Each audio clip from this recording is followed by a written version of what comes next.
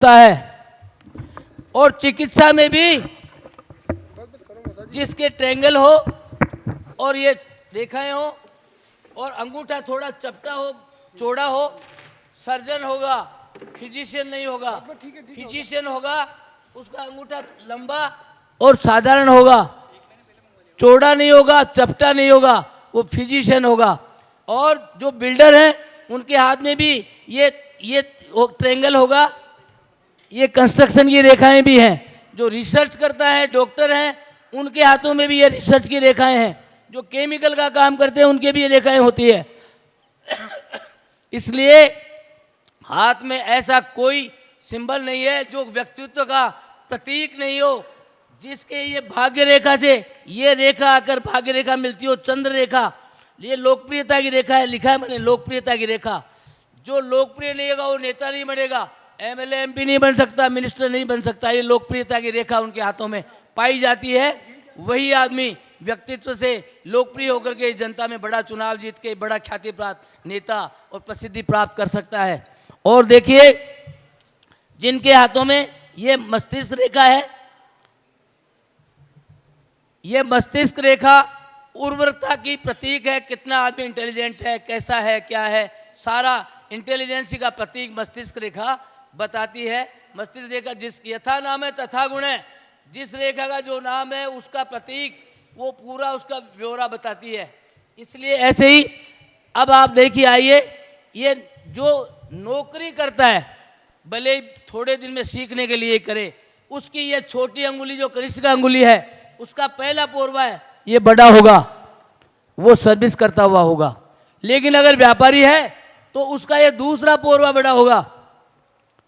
और साथ में ये व्यापार रेखा भी दी हुई है, वो व्यापारी होगा जिसका ये दूसरा पोरवा बड़ा है, कनिष्ठिका का। और व्यापार रेखा खूब अच्छी बनी हुई है और ये रेखाएं भी है, वो बहुत बड़ा व्यापारी है। यहाँ अगर ट्रेंगल हो, यहाँ स्क्वायर हो, इसका मतलब है बहुत बड़ा व्यापार का मतलब है देश विदेश में करोड़ों अरबों का व्यापार हो, उसको ये सिंबल होता है।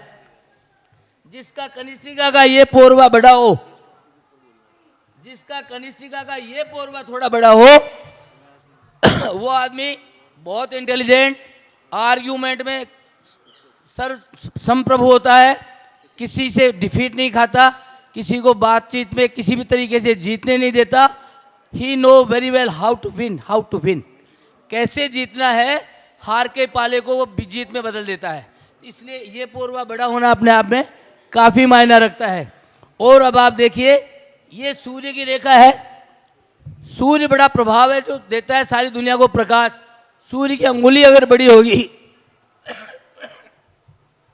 तो वो आदमी रिस्क उठाने से नहीं चूकेगा। वो आदमी लॉटरी लगाएगा, लॉटरी खुलेगी। वो आदमी सट्टा लगाएगा, सट्टा, ये जो आप जितने भी तरह के व्यापार होते हैं सट्टे के, रिस्क उठाने में जो आदमी जिसकी सूर्य की अंगुली बड़ी होगी, लगभग मध्यमा के बराबर होगी, उस आदमी को सट्टे के व्यापार से हमेशा लाभ होता रहता है।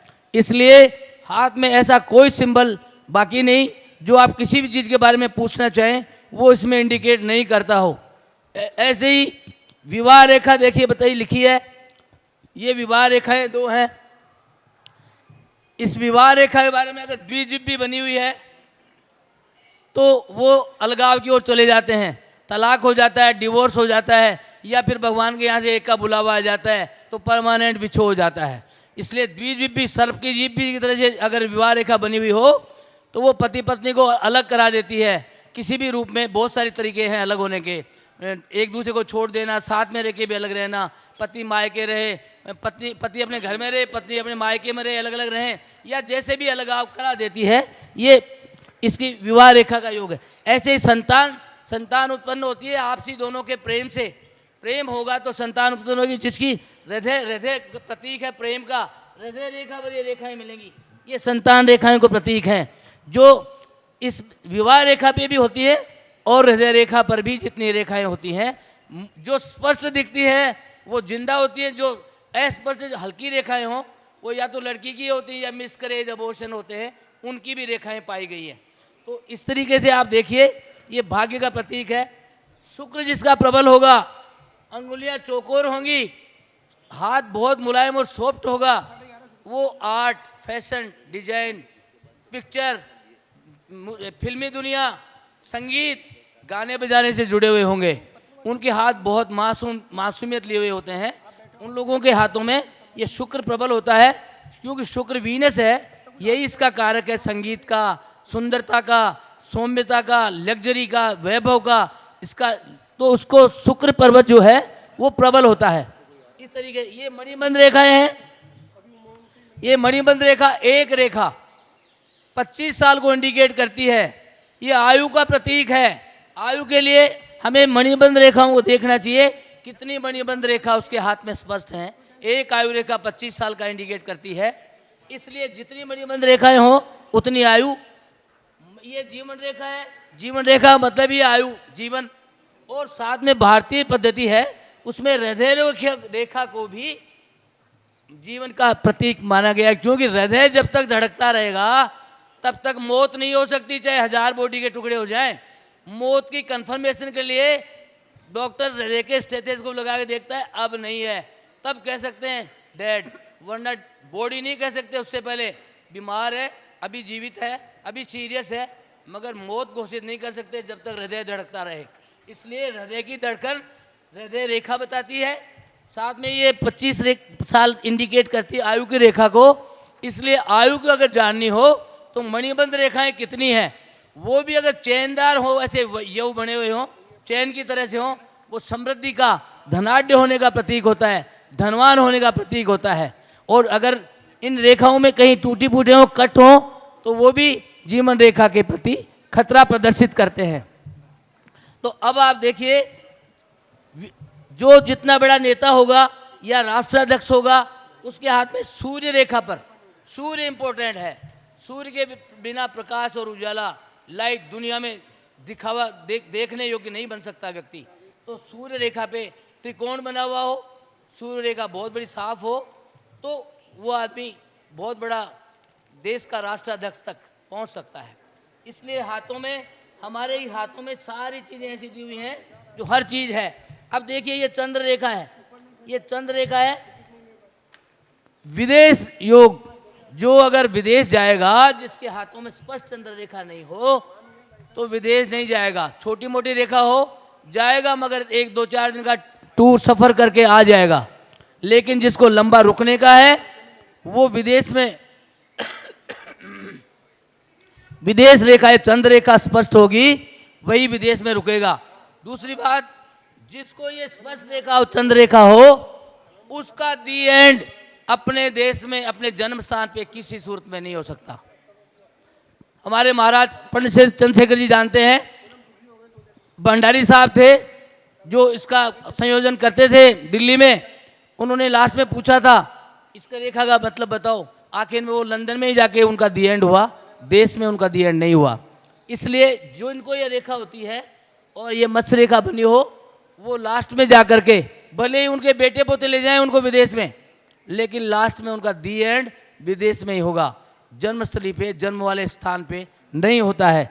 इसलिए ऐसी कोई चीज़ नहीं जिसके बारे में ये रेखाएं हमें पूरा इंडिकेशन नहीं दे रही हो। और देखिए, ऑप्शन बहुत सारे होते हैं। ये ट्रेंगल है, इलेक्ट्रिकल काम करने वाले का भी है, क्योंकि मंगल है, विद्युत का कारक है, मंगल भूमि का भी कारक है। ये ट्रेंगल है मिलिट्री में, आर्मी में भर्ती होने का, पुलिस में, सिक्योरिटी में जाने का।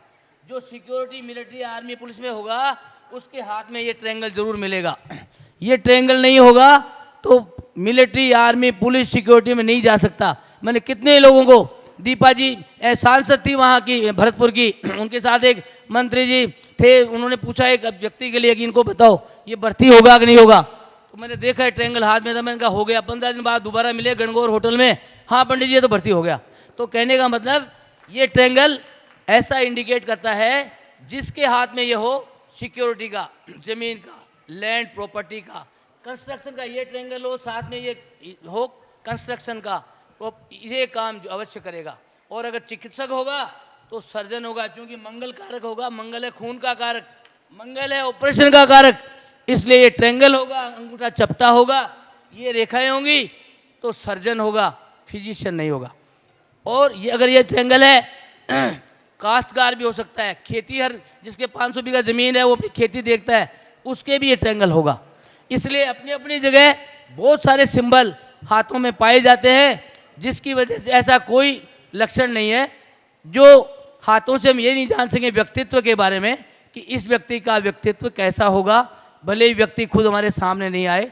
कई बार मैं रोज़ यूजुअली करता हूँ, पाम प्रिंट मंगवा लेता हूँ, मोबाइल पे आ जाते हैं, ये हाथ के प्रिंट मोबाइल पे आ जाते हैं, उनको देख के ही मैं उनको प्रिडिक्शन भेजता हूँ। जन्मपत्री भी मंगवा लेता हूँ और जन्मपत्री भी मंगवा के साथ में पाम प्रिंट भी मंगवाता हूँ। जैसे बहुत सारा आजकल चल रहा है, कुछ चीज़ें तो ऐसी होती हैं जैसे हम खुद उसके कारक होते हैं हमारी लाइफ बिगाड़ने के। कुल्हाड़ी से पाएँ दोहे काटे और भगवान से करें भगवान बचाना।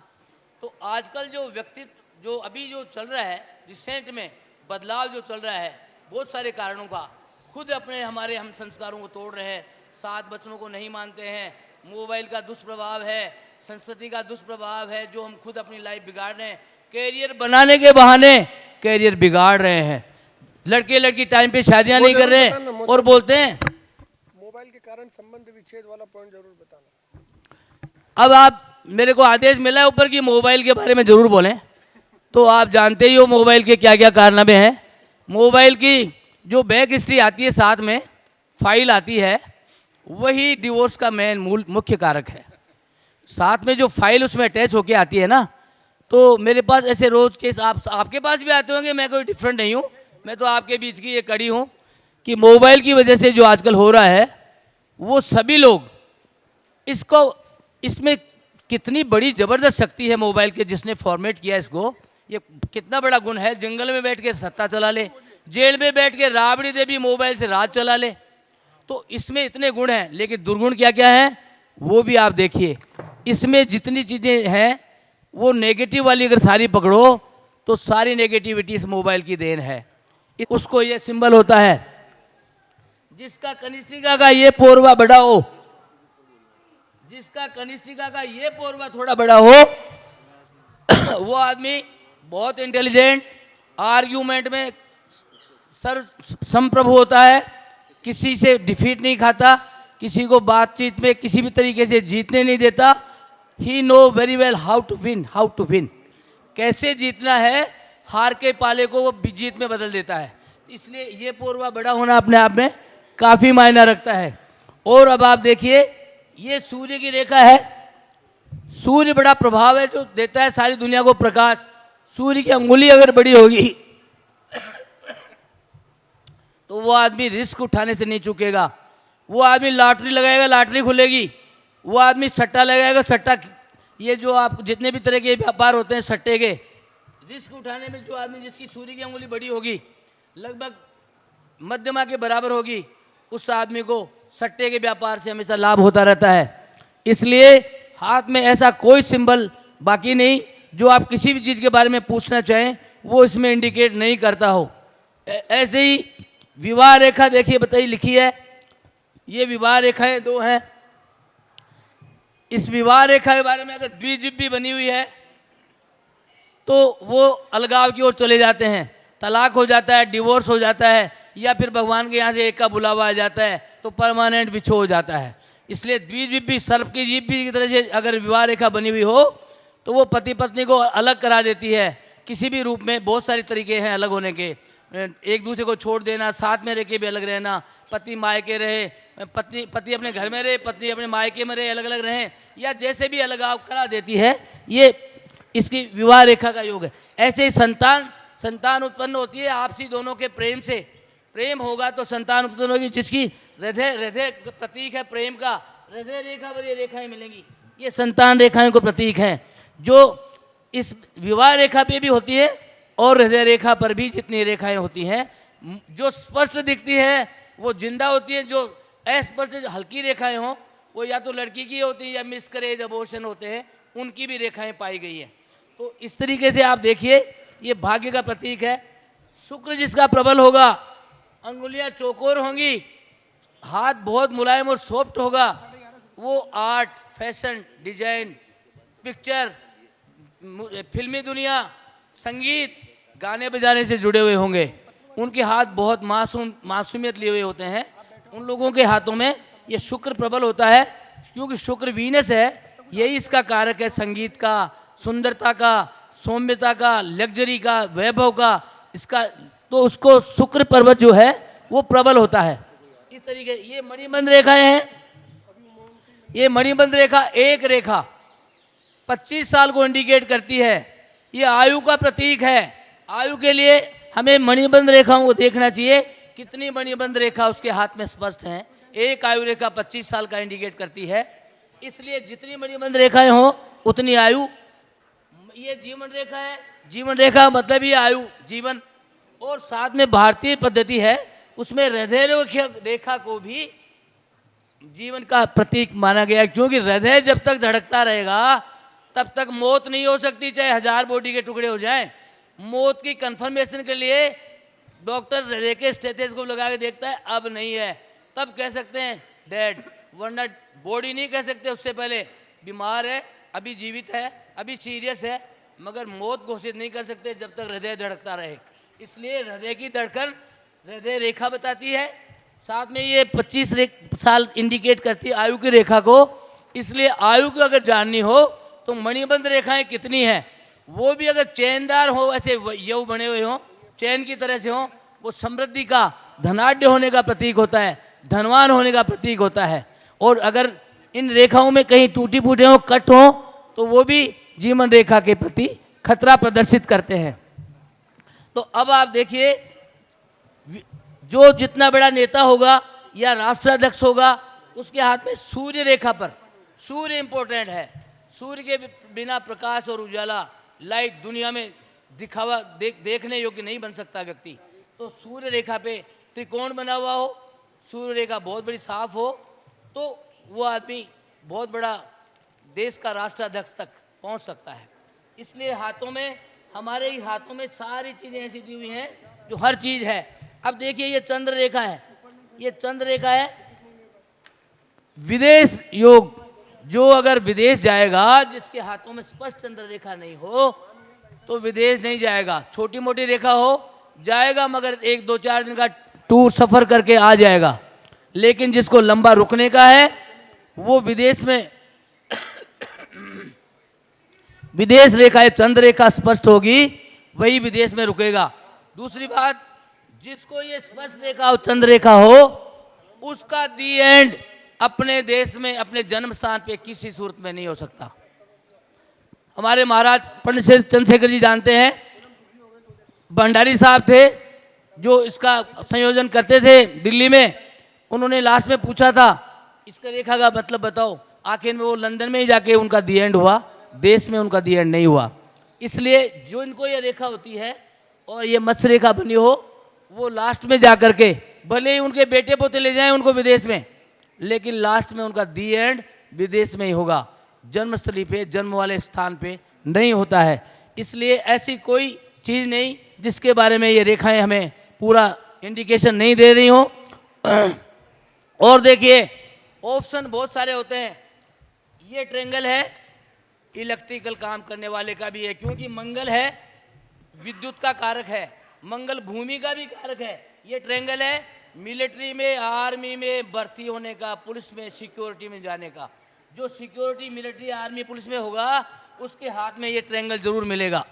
ये ट्रेंगल नहीं होगा तो मिलिट्री, आर्मी, पुलिस, सिक्योरिटी में नहीं जा सकता। मैंने कितने लोगों को, दीपा जी सांसद थी वहाँ की, भरतपुर की, उनके साथ एक मंत्री जी थे, उन्होंने पूछा एक व्यक्ति के लिए कि इनको बताओ ये भर्ती होगा कि नहीं होगा। तो मैंने देखा है ट्रेंगल हाथ में था, मैंने कहा हो गया। 15 दिन बाद दोबारा मिले गणगौर होटल में, हाँ पंडित जी ये तो भर्ती हो गया।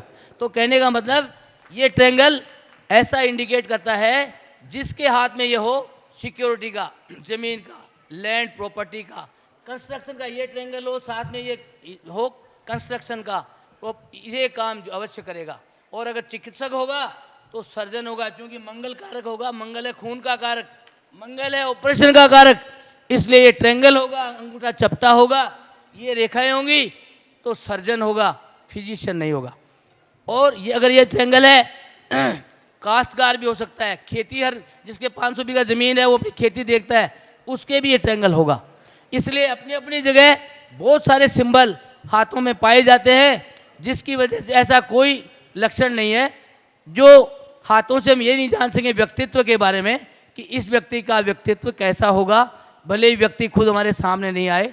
कई बार मैं रोज़ यूजुअली करता हूँ, पाम प्रिंट मंगवा लेता हूँ, मोबाइल पे आ जाते हैं, ये हाथ के प्रिंट मोबाइल पे आ जाते हैं, उनको देख के ही मैं उनको प्रिडिक्शन भेजता हूँ। जन्मपत्री भी मंगवा लेता हूँ और जन्मपत्री भी मंगवा के साथ में पाम प्रिंट भी मंगवाता हूँ। जैसे बहुत सारा आजकल चल रहा है, कुछ चीज़ें तो ऐसी होती हैं जैसे हम खुद उसके कारक होते हैं हमारी लाइफ बिगाड़ने के। कुल्हाड़ी से पाएँ दोहे काटे और भगवान से करें भगवान बचाना। तो आजकल जो व्यक्तित्व जो अभी जो चल रहा है, रिसेंट में बदलाव जो चल रहा है, बहुत सारे कारणों का, खुद अपने हमारे हम संस्कारों को तोड़ रहे हैं, सात वचनों को नहीं मानते हैं, मोबाइल का दुष्प्रभाव है, संस्कृति का दुष्प्रभाव है, जो हम खुद अपनी लाइफ बिगाड़ रहे हैं, कैरियर बनाने के बहाने कैरियर बिगाड़ रहे हैं। लड़के लड़की टाइम पे शादियां नहीं कर रहे हैं और बोलते हैं मोबाइल के कारण संबंध विच्छेद वाला पॉइंट जरूर बताना। अब आप मेरे को आदेश मिला है ऊपर कि मोबाइल के बारे में ज़रूर बोलें, तो आप जानते ही हो मोबाइल के क्या क्या कारनामे हैं। मोबाइल की जो बैक हिस्ट्री आती है, साथ में फाइल आती है, वही डिवोर्स का मुख्य कारक है। साथ में जो फाइल उसमें अटैच होके आती है ना, तो मेरे पास ऐसे रोज़ केस आपके पास भी आते होंगे, मैं कोई डिफरेंट नहीं हूँ, मैं तो आपके बीच की ये कड़ी हूँ कि मोबाइल की वजह से जो आजकल हो रहा है, वो सभी लोग इसमें कितनी बड़ी ज़बरदस्त शक्ति है मोबाइल के, जिसने फॉर्मेट किया इसको, ये कितना बड़ा गुण है। जंगल में बैठ के सत्ता चला ले, जेल में बैठ के राबड़ी देवी मोबाइल से राज चला ले, तो इसमें इतने गुण हैं। लेकिन दुर्गुण क्या क्या है वो भी आप देखिए। इसमें जितनी चीज़ें हैं वो नेगेटिव वाली अगर सारी पकड़ो तो सारी नेगेटिविटी इस मोबाइल की देन है। सारी बीच साड़ी है, साड़ी ही की साड़ी है कि नारी की साड़ी है, कुछ समझ में नहीं आ रहा कि क्या है। इसलिए भ्रांति अलंकार है, ये भ्रांति हो रही है कि मैं कैरियर बना रहा हूँ, कैरियर बना रही हूँ, माँ बाप को भी ठग रहे हैं, अभी नहीं, मैं अभी शादी नहीं करूँगा, अभी नहीं करूँगी, मैं कैरियर बना रही हूँ, मैं कैरियर बना रहा हूँ। और सही बात है, माँ बाप भी कहते हैं पंडित जी ये बच्चा 35 साल का बच्ची हो गई, क्या करें, शादी नहीं करते। मैंने कहा जी ये भ्रांति अलंकार में अटके हुए हैं। तो ये भ्रांति जो है, सस्पेंस जो है, ये पता ही नहीं बना रहा हूँ कि बर्बाद हो रहा हूँ, कौन जजमेंट करे, इसका भगवान ही मालिक है। इसलिए इस बातों से आप देखिए, जिसके विवाह रेखा में और जो साथ में रेखाएं होती हैं साथ में, वो भी इस बात को इंडिकेट करती हैं कि लोग जीवन में आते हैं चले जाते हैं। कुछ लोग कुछ क्षणों के लिए, कुछ दिनों के लिए, कुछ समय के लिए आते हैं फिर चले जाते हैं, इसलिए वो भी अपनी ज़िंदगी बर्बाद कर रहे हैं। तो देखिए ये चंद्र रेखा है जो व्यापार का इंडिकेशन करती है। यहाँ पे एक जो ट्रायंगल होता है, एक इंट्यूशन रेखा भी होती है यहाँ पर। ये एक एक्स्ट्राऑर्डिनरी एक एनर्जी होती है, सिक्स सेंस आप में बहुत से लोगों में होगा, जरूर आप सारे ज्योतिषी विराजमान हो या कोई साधारण आदमी तो बैठा ही नहीं है, तो इंट्यूशन आपको जरूर मिलता होगा, ड्रीम में मिलता है, रियलाइजेशन होता है कि इसको कह दो ऐसे हो जाएगा, जैसे आपको कई बार प्रिडिक्शन करते समय होता होगा। तो आप जानते हो इस बात को कि उस समय जो लगता है वो एक इंट्यूशन होता है, वो एक सिक्स एनर्जी है, जो सिक्स सेंस है, वो एक भाव आता है कि इस ऐसा हो जाएगा, ऐसा कह दो। कई लोगों को ड्रीम में आता है, कई लोगों को ऐसे ही लगता है। तो वो जो शक्ति है वो सब में नहीं होती, लेकिन बहुत सारे लोगों में होती है। इसलिए हम चाहते हैं, हम जानते हैं कि हस्तरेखा पे अभी मैंने एक पुस्तक भी लिखी है, शायद वो छप नहीं पाई है, आ जाएगी अगले महीने तक आ जाएगी। इस पर पूरा और मेडिकल एस्ट्रोलॉजी के बारे में मैं पिछली बार इसके बारे में सब बता चुका हूँ। फिर भी अगर कोई किसी का शंका भी हो, कोई प्रश्न भी पूछना चाहें इसके बारे में, व्यक्तित्व के बारे में, तो पूछ सकते हैं। उसके बारे में आपको बताऊंगा कौन व्यक्ति का किसका क्या सिंबल होगा, क्या व्यक्तित्व की क्या निशानी होगी। और अभी पितृदोष की बात थी वो मैंने बता दी। ये जिसको होता है, ये चंद्रमा राहु, चंद्रमा शनि विषयोग और कालसर्प योग की वजह से शुक्र और मंगल के स्थान पे पाया जाता है, वो व्यक्ति परिवार में सब कुछ होते हुए भी अंतर मन से दुखी रहता है, डिससेटिस्फैक्शन रहता है, किंग कर्तव्य विमूढ़ रहता है, क्या करूं और क्या नहीं करूं असमंजस में जीवन जीता रहता है। सब कुछ होते हुए लगता है सब खालीपन है, सब कुछ होते लगता है सब कुछ छोड़ने संन्यास ले लें तो अच्छा रहेगा। तो ऐसा योग ये योग बनाता है। इसके बारे में आपकी ये पुस्तक के चलती फिरती पुस्तक आपके हाथों में है, जो आपका पूरा इंडिकेट करती है आपकी लाइफ के बारे में, व्यक्तित्व के बारे में सब कुछ बताती है। इससे हम जान सकते हैं किस व्यक्ति का कैसा व्यक्तित्व है। भले ही व्यक्ति खुद नहीं मिले, केवल उसके हाथ से, उसकी फोटो से, उसके हाथ से देख के जान सकते हैं। अच्छा ठीक है। अब देखिए, इसमें माउंट भी हैं। इसमें ये पर्वत है, ये शुक्र पर्वत है, ये चंद्र पर्वत है, मंगल पर्वत है, ये बृहस्पति का है, ये शनि की अंगुली के नीचे शनि का पर्वत है, सूर्य अंगुली के नीचे सूर्य का पर्वत है, बुध की अंगुली के नीचे बुध का पर्वत है। ये पर्वत अगर स्लिप होके एक दूसरी तरफ खिसक जाते हैं, बृहस्पति का पर्वत खिसक के अगर शनि की ओर चला गया तो उसका मन संन्यास की ओर भागेगा, क्योंकि बृहस्पति शनि से मिल गया, वो एक दूसरे के एनिमी है, तो वो बृहस्पति के कारक गुण है, वो शनि ले लेगा। ऐसे ही सूर्य का पर्वत है, बुध का पर्वत स्लिप होकर सूर्य का मिल जाए तो ये फिर भी मित्र है, वो अच्छा फल देता है। लेकिन सूर्य का पर्वत शनि की ओर चला जाए या शनि का पर्वत स्लिप होकर सूर्य की ओर मिल जाए, सूर्य और शनि है तो पिता पुत्र, मगर एक दूसरे के एनिमी है। तो जिसका सूर्य पर्वत स्लिप होकर शनि में मिल गया, शनि का पर्वत सूर्य में मिल गया, पिता पुत्र के नहीं बनेगी। वो वंश में होंगे मौजूद, लेकिन एक दूसरे के साउथ और नॉर्थ की तरह से रहेंगे, आपसी वैर भाव रहेगा। जैसे कि शास्त्रों में हमारे सूर्य और शनि का बताया गया है, वैसा ही फल ये सूर्य और शनि के स्लिप माउंट होने पर भी वैसा ही फल मिलेगा। इसलिए इनका उपाय, सारे ग्रहों को एक दूसरे के उलझे हुए कई बार होता है जन्मपत्री में भी, हाथों में, तो उनका सबसे बड़ा उपाय है नवग्रह स्तोत्र किया जाए। नवग्रह स्तोत्र, तो उससे क्या होगा, 9 ग्रहों का जो आप 9 मंत्र बोलेंगे उससे बैलेंस बन जाएगा, सारे राजी हो जाएंगे। जैसे आप सामने बैठे, एक तो मैं ऐसे बोलूँ आप सबको नमन, और अभी एक एक का नाम बोलूँ, 3 का तो बोल दूँ, बाकी को छोड़ दूँ, तो बाकी क्या समझेंगे, हमको नहीं नमन कर रहे। तो वही वाली बात है, नवग्रह का स्तोत्र करिए। और फिर भी ज़्यादा कोई पीड़ित है, समस्त पाप नाशक स्तोत्र, आप भले गूगल पे बोलो, ये आ जाएगा, समस्त पाप नाशक स्तोत्र, इसका पाठ करें तो जो जन्म जन्मांतर के पूर्व जन्मों के किए हुए पाप हैं उनका भी समन होगा, उनका भी निराकरण निकलेगा। उसका स्तोत्र का पाठ करें आप, तो आपको जो कॉम्प्लिकेशन ऐसा है जिसका सारे उपाय करने के बाद भी नहीं हो रहा है, तो वो आप करें। ठीक है, हो गया। से भी आप लोगों को बहुत बहुत शुभकामनाएं। एक बार पुनः कि आपने बहुत अच्छी सेवा करी कल आम जनता की। अब अगले के लिए मैं प्रणय कुमार दास को बुलाना चाहूँगा पत्र वाचन के लिए। आपका पेंडिंग चल रहा है सर, आप आइए।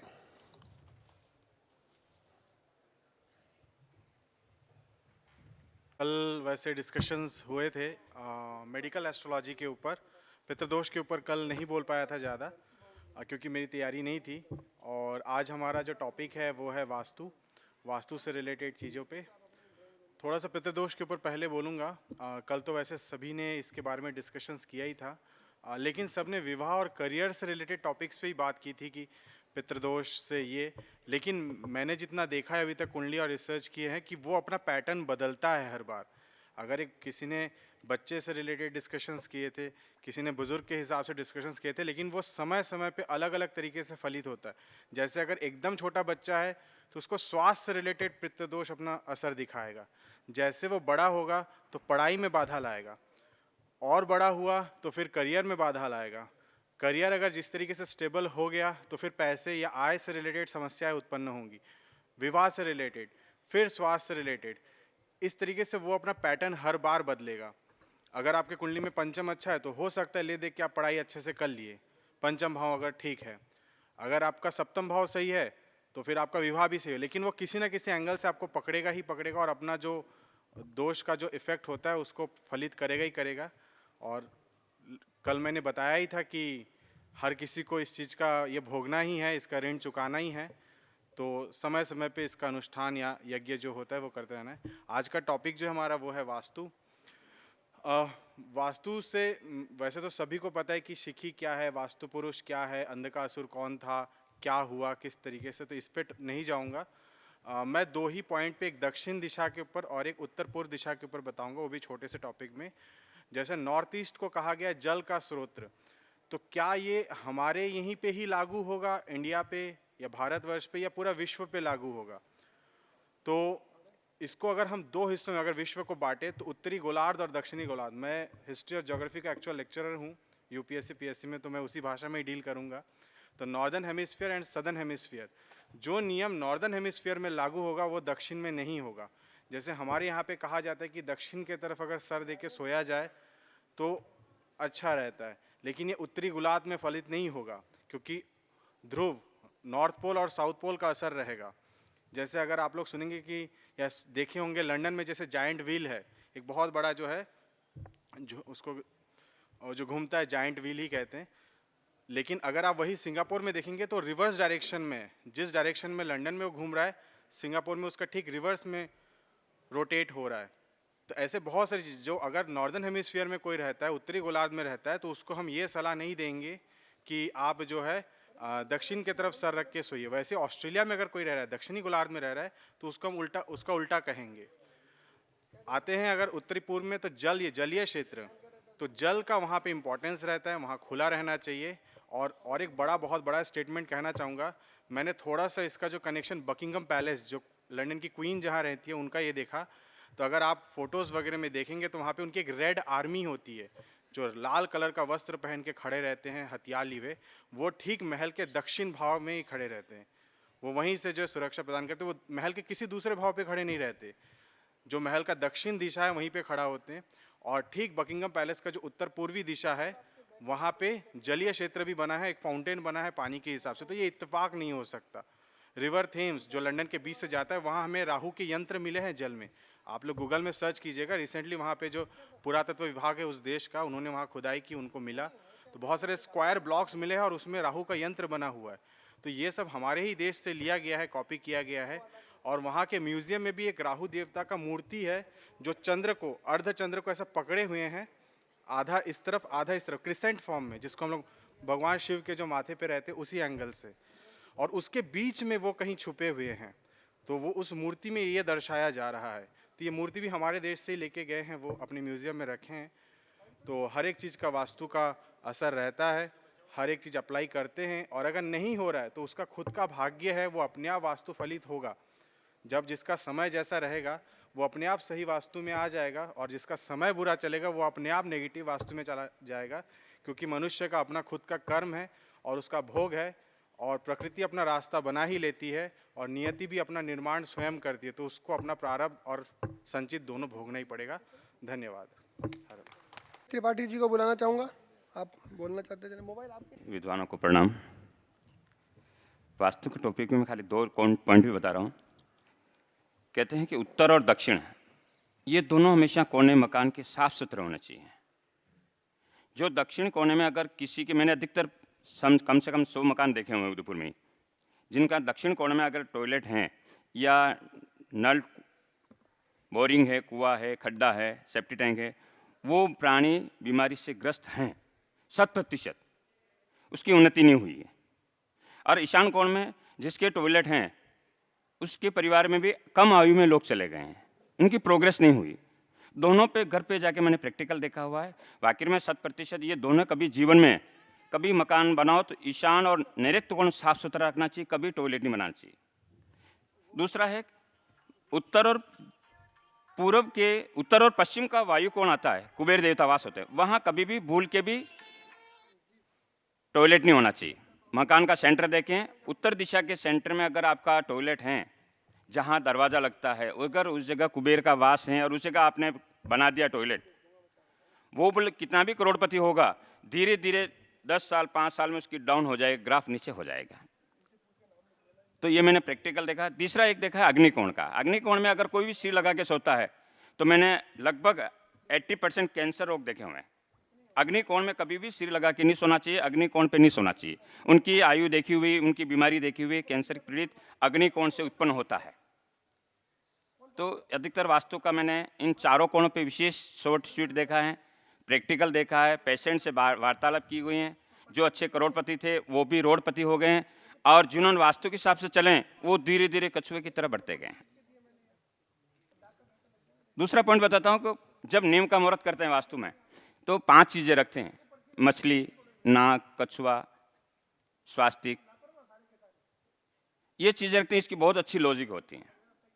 अगर आपने पृथ्वी का चांदी का धातु रख दिया जिस कोने पे पाया था, उसमें अंदर रख दिया और कलश रखा है, तो कहते हैं कि उसका स्थिर पॉइंट अच्छा हो जाता है। स्वास्तिक यानी पृथ्वी, गणपति के एक स्वास्तिक रखते हैं चांदी का, रिद्धि सिद्धि का वास होता है। आपने मछली रखा है तो उस घर में रहने वाला का मन पवित्र होता है। ये नीम में रखने वाले तत्व की अच्छी लॉजिक होती है कि रहने वाले का मन पवित्र होना चाहिए, छल कपट नहीं हो। मछली का लॉजिक ही यही है। कछुआ रखते हैं कि आदमी को कछुए की चाल से प्रोग्रेस होनी चाहिए। मकान एक दिन नहीं बनता है, धीरे धीरे बनता है, तो धीरे धीरे बनता है तो मकान बहुत अच्छा बनता है। तो कछुआ अंदर रखने का लॉजिक भी यही है। तथा उसमें राई डाली जाती है, पीली राई, ताकि उस मकान में कोई बाधा नहीं आवे। एक पारा भी रखा जाता है। पारा सुख शांति का समृद्ध होता है, घर वाले को क्रोध नहीं आए। अगर पारे की लिक्विड 2 बूंद अंदर रख जाए नीम में, मकान में ठंडक रहेगी, घर मालिक को भी ठंडकता रहेगी, क्रोध नहीं आता है, पति पत्नी में झगड़ा नहीं होता है। पारे की लॉजिक भी बहुत अच्छी होती है। तीसरा, बड़ की जड़ रखा जाता है। बड़ की जड़ रखने से भी आदमी की, कहते हैं सबसे बड़ा वृक्ष होता है, बड़ का वृक्ष होता है, गंभीर गेरे पेटे। जो ऐसे तत्व नीम में रखे जाते हैं उसकी लॉजिक बहुत अच्छी होती है। उसका विकास बाद में पता लगता है कि मैंने ये चीज़ें रखी, वाकई में मैं समृद्धिशाली हूँ। तो यानी नीम में रखने के तत्व का लॉजिक भी बहुत अच्छा मिलता है। वास्तु कोण में जो अधिकतर मेन मालिक को दक्षिण कोण में जो बेड साइन होता है, तो उसमें भूल के भी नैऋत्य कोण में टॉयलेट नहीं रखना चाहिए। उसके छोटे छोटे बहुत सारे वास्तु में कल भी उपाय बताए थे, और उपाय करने से उनको आत्म शांति मिलती है। परंतु वास्तु के हिसाब से निर्माण किया जाता है तो अति उत्तम फल प्राप्त होता है। मैं इसी के बाद संपूर्ण करता हूँ। जय। बोलना चाहते हैं क्या? तो उदयपुर से स्थानीय ज्योतिर्विद है सर, आप मंच पे पधारे।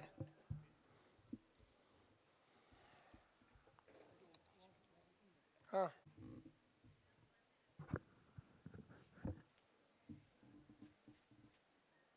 सम्मानीय मंच,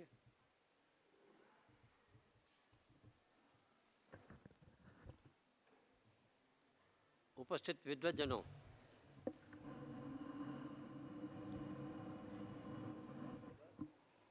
आप सबके मध्य मुझे ज्योतिष पर बोलने के लिए अवसर प्राप्त हुआ है, इसके लिए मैं आभार प्रकट करता हूँ।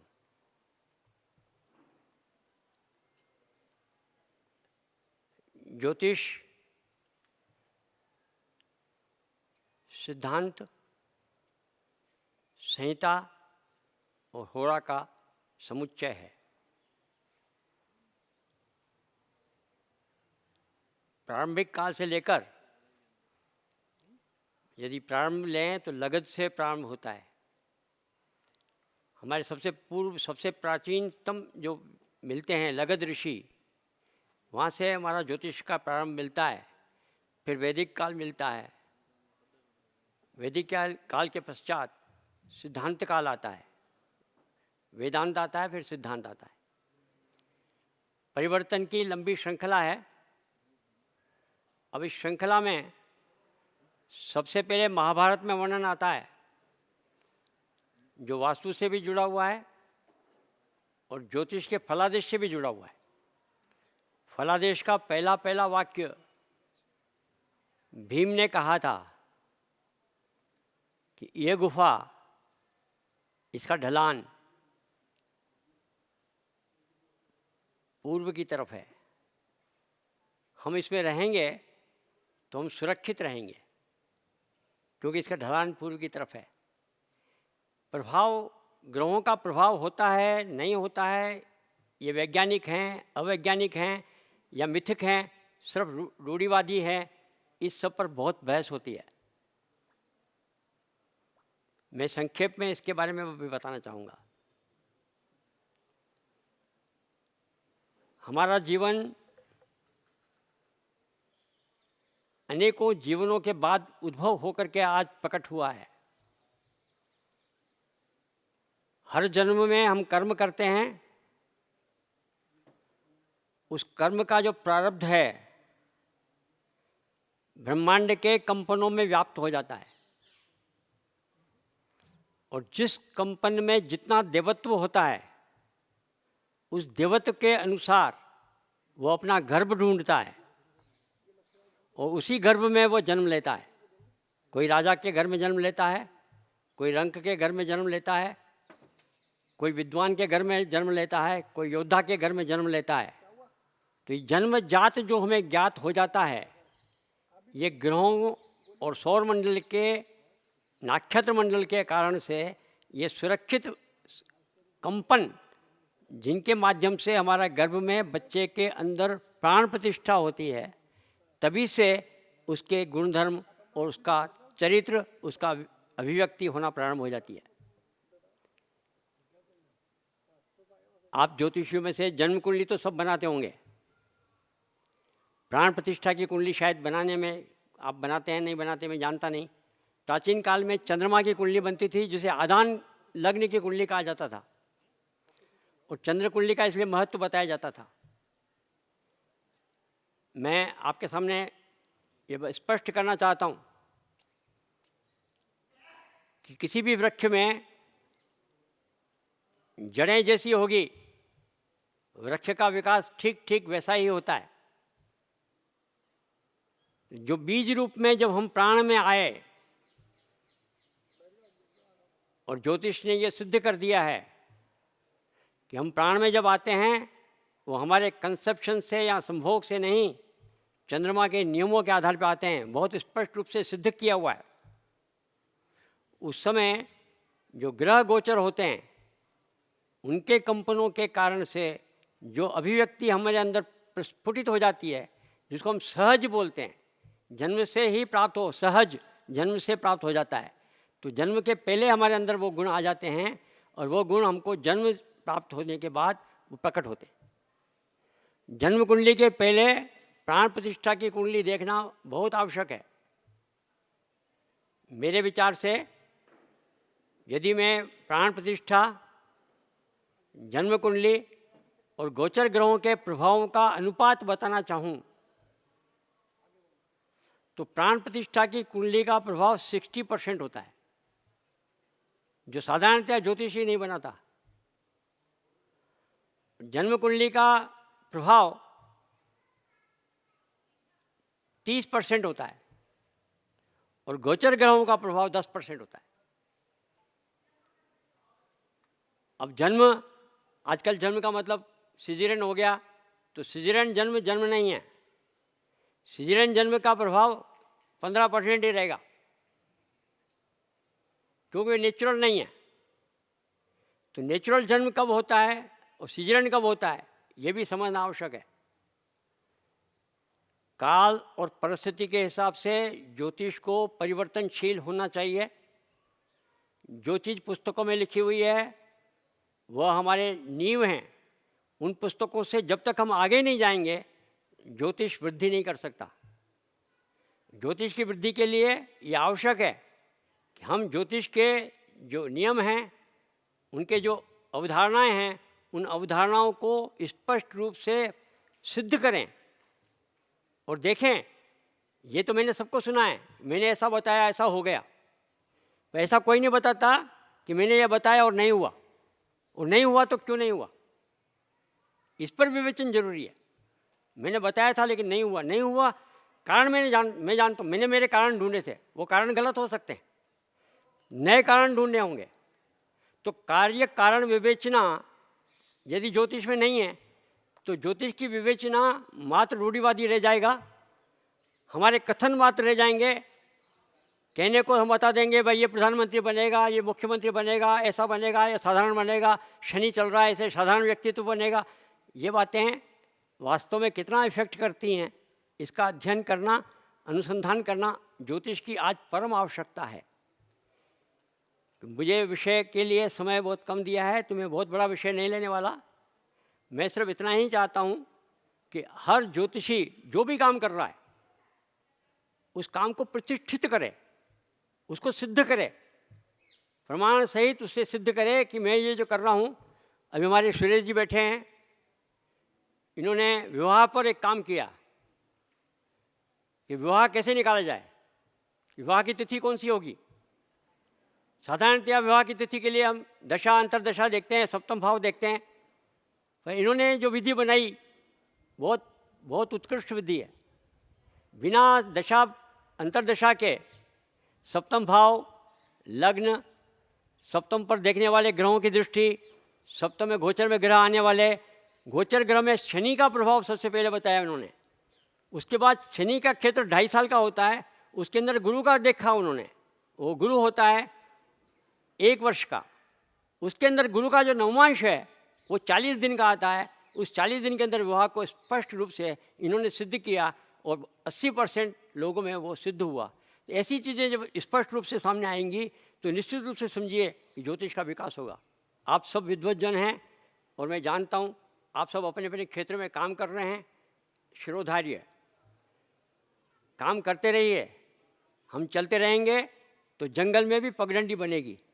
रास्ता नहीं है वहाँ रास्ता बनेगा, आज जो रास्ता नहीं है वो कल राजमार्ग बनेगा। बस काम इतना ही करना है कि हम सब लगे रहें और सच्चे मन से लगें, निष्ठा से लगें, प्रामाणिकता से लगें, तो ज्योतिष का उद्धार होगा और ये संस्था संसार भर में एक प्रतिष्ठा प्राप्त करेगी। इससे अधिक मैं कहना नहीं चाहता। नमस्कार। बहुत धन्यवाद सर। सुरेश जी और कोई? हाँ? भगवती शंकर जी व्यास उदयपुर से आप पधारेंगे, स्वागत है आपका। और कोई सुरेश जी इनके बाद? चलिए आप तो पधारिए। सभी मंचस्थ विद्वान और सन्मुख बैठे हुए सभी आज के नक्षत्र और विद्वानों का हार्दिक स्वागत, अभिनंदन। चूँकि आज का विषय वास्तु का है तो मैं वास्तु पे कहना चाहूँगा कि वास्तु जो है मूलतः हमारी प्रकृति और संस्कृति की एक ऐसी संकल्पना है कि जिस वस्तु को जिस जगह स्थापित किया जाना चाहिए वहाँ स्थापित होगी तो निश्चित रूप से परिणाम देगी। और उसके लिए जो वास्तु शास्त्र है उसके अंतर्गत चतुष्षष्ठी वास्तु मंडल है, जो देवत्व स्थानों की संकल्पनाओं को, मंदिरों को स्थापित करने के लिए उसका प्रयोग किया जाता है। एकाशीति वास्तु मंडल है जो भवन निर्माण के लिए किया जाता है। शतपथ वास्तु मंडल है और सहस्त्रपद वास्तु मंडल है जो नगर और जो जलाशयों आदि के लिए भी काम में लिया जाता है। तो इन सब के अंतर्गत इनमें हमें इन सारी चीज़ों का विशेष ध्यान रखना चाहिए। व्यक्ति कहाँ बसना चाह रहा है, क्या वह शहर उसके लिए योग्य है या नहीं है, उसकी काकिणी क्या है, उसके साथ समन्वय स्थापित कर रही है नहीं कर रही है, वहाँ की भूमि और उस क्षेत्र का प्रभाव किस तरह का है, भूमि कूर्म पृष्ठ है, सर्वपृष्ठ है, भूमि की जो अलग जो विधियाँ हैं उनको देखना चाहिए। साथ ही उनकी दिशाओं की संकल्पनाओं का भी विशेष ध्यान रखना चाहिए। और इसके साथ साथ जब इन सभी चीज़ों का जब ध्यान रखते हुए भवन का निर्माण किया जाता है तो मूलतः आज अधिकतर जो व्यक्ति विशिष्ट रूप से जो तकलीफ पाते हैं कि वास्तु के जिस भाग पे जो चीज़ नहीं बननी चाहिए उसका निर्माण कर दिया जाता है। तो जो आर्किटेक्ट इन तरह के जो नक्शे तैयार करते हैं उन्हें चाहिए कि जो ईशान कोण है, नॉर्थ ईस्ट है, जो वास्तु पुरुष का सिर पार्ट है, ब्रेन पार्ट है, तो अध्यात्म देवत्व स्थान वगैरह बच्चों के लिए विशिष्ट प्रगति का स्थान है, तो ऐसे स्थान को विशिष्ट रूप से संतुलित कर बनाया जाना चाहिए। अग्निकोण है, अग्निकोण में यदि किसी ने भी सेफ्टी टैंक बना रखा है तो निश्चित रूप से वो महिलाएं निश्चित रूप से पीड़ित बनती रहेंगी। और बड़ी महिला तकलीफ पाने के पश्चात उसके जाने के 100 दिन पूरे होते हैं तो इसके बाद की महिला को पकड़ता रहेगा। तो अग्निकोण के लिए ये चूँकि ये शुक्र का स्थान है और यहाँ पर जल अग्नि का विस्फोटक स्थितियाँ उस महिला को निश्चित रूप से तकलीफ करेगी। वही स्थिति साउथ की है और साउथ के वेस्ट की है। राहु का जो स्थान होता है और वहाँ पर यदि हमने कोई सेफ्टी टैंक बनाया है, गर्त किया है, तो जब वास्तु पुरुष को ऊंधे बल लेटा हुआ है तो साउथ और वेस्ट का पार्ट ऊंचा होना चाहिए और पुष्ट होना चाहिए। वहाँ कोई गर्त, खड्डा या नाल आदि नहीं होनी चाहिए। और यदि वहाँ इस तरह की कोई स्थिति होती है, खड्डा होता है, तो ये 3 तरह की विशेष तकलीफ खड़ी करता है। सबसे पहले बच्चों के संस्कार बिगड़ेंगे, अंतरजातीय विवाह होंगे, और दूसरा व्यक्ति निरंतर कोर्ट कचहरी के चक्करों से ऊंचा नहीं आएगा। ये इसकी महत्वपूर्ण बात है। और तीसरी स्थिति इसमें जो बनती है कि वो व्यक्ति कोर्ट कचहरी के साथ में, संतानों के साथ में कर्ज के अंदर विशेष रूप से डूब जाता है। तो उस भाव का भी हमें विशेष ध्यान रखना चाहिए। चूँकि प्रत्येक दिशा के लिए एक महत्वपूर्ण बात बताई गई है कि द्वार यदि आपका सशक्त है तो वास्तु के सारे दोष समाप्त हो जाते हैं। तो पूर्वाभिमुख यदि मकान है तो आपको इंद्र और जयंत नाम के जो देवता हैं 2 खंड छोड़ करके अगले 2 खंड के अंदर आप यदि भवन निर्माण में यदि इंद्र और जयंत नाम के देवताओं में यदि द्वार निर्माण करते हैं तो निश्चित रूप से आपको बहुत ही अच्छी प्रगति, यश, प्रतिष्ठा, धन, वैभव देंगे। ठीक उसी तरह से सभी दिशाओं का क्रम है और ईस्ट उत्तर की तरफ का यदि हम द्वार देखते हैं तो उन उत्तर की तरफ जो देवता है, जो भल्लाट है और कुबेर है, उनका भी विशेष ध्यान रखना चाहिए। पश्चिम की तरफ भी जो पुष्पदंत नाम का देवता है उसका यदि हम ध्यान रखेंगे तो निश्चित रूप से सफलता मिलेगी। लेकिन आज इन दिशाओं के द्वार की स्थिति को ध्यान रखते हुए जो हम द्वार शाखा के जितने वास्तु में बहुत सारे अलग अलग मुहूर्त होते हैं, हम न तो भूमि पूजन पूर्व विधिवत करते हैं, न शिलान्यास करते हैं, और शिलान्यास के बाद में हर जगह जो स्थिति बनती है उन सभी जगह प्रत्येक स्थान के मुहूर्त होते हैं, वो निश्चित रूप से होते हैं, तो पूर्ण सफलता मिलती है। एक इस तरह की स्थितियों में जब कभी जो शिलान्यास होना है और जो बोर वगैरह किया जाता है, बोर में भी व्यक्ति देखते हैं कि भाई इन्होंने यहाँ पानी आ रहा है, इसी हिसाब से इन्होंने यहाँ का बोर दे दिया है, तो ऐसी स्थिति में कई बार दिक्कत आती है कि एक व्यक्ति ने जो बोर किया हुआ था और बोर करने के पश्चात उसके लेफ्ट हैंड के अंदर एक मर्म बन गया और वो ठीक ही नहीं हुआ काफ़ी समय से। और जब भोजराज जी ने सूरत में वास्तु का सम्मेलन किया था, मैं वहाँ था, और जब भरूच में मैं गया तो उसने कहा साहब मैं लाखों रुपया खर्च कर चुका लेकिन मेरे हाथ का वर्म ठीक नहीं हुआ, तो आप देखें। तो जाके हमने देखा, मैंने कहा मैं कहूँ वो करने को तैयार हो, बोले कि हाँ।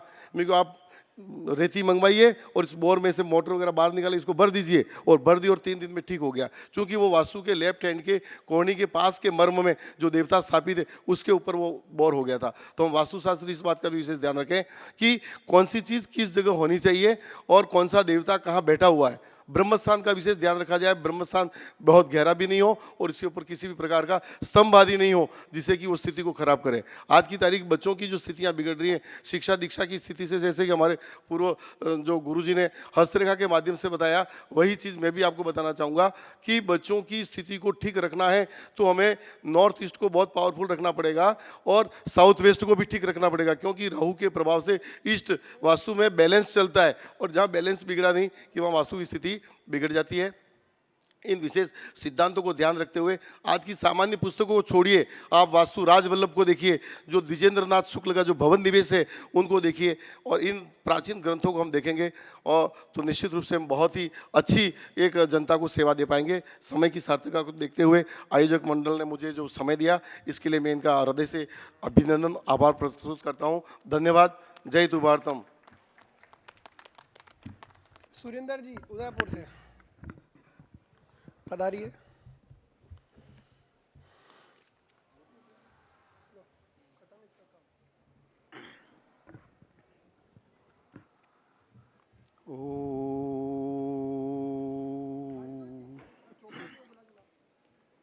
हिंदुआ सूर्य मेवाड़ धरा पर जयपुर और राजमहल के श्री सानिध्य में मंच पर विराजित संपूर्ण विद्वान मंडली और सम्मुख उपस्थित संपूर्ण विद्वान मंडली को साष्टांग प्रणाम। एक छोटे से बालक ने प्रश्न किया, भगवान कहाँ है, क्या उसे देखा जा सकता है? भगवान सर्वत्र है, कण कण में है, पर यदि बालक चाहें तो वो सबसे पहले देख सकते हैं। ध्रुव ने सबसे पहले देखा, प्रहलाद ने पहले देखा।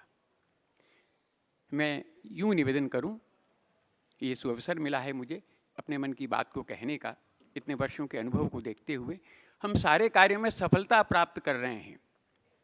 वास्तु की दिशा में अनेक प्रयोग अनुसंधान हो रहे हैं, अन्य क्षेत्रों में भी बहुत कुछ हो रहा है, पर कई लोग प्रश्न करते हैं हम इतने वर्षों से यह कार्य कर रहे हैं, सफलता नहीं हो रही है, जो चाहते हैं वो लक्ष्य पूर्ति नहीं हो पा रही है।